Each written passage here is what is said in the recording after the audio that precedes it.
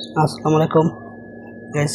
এই হচ্ছে আমাদের হযরত মুহাম্মদ সাল্লাল্লাহু আলাইহি সাল্লামের রওজা মুবারক।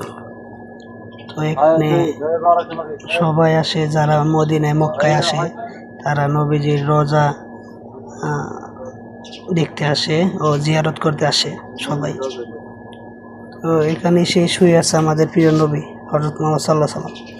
এটাই হচ্ছে তার গেট, পুরোটা বাউন্ডারি করা আছে। আপনারা যদি আসেন দেখতে পারবেন।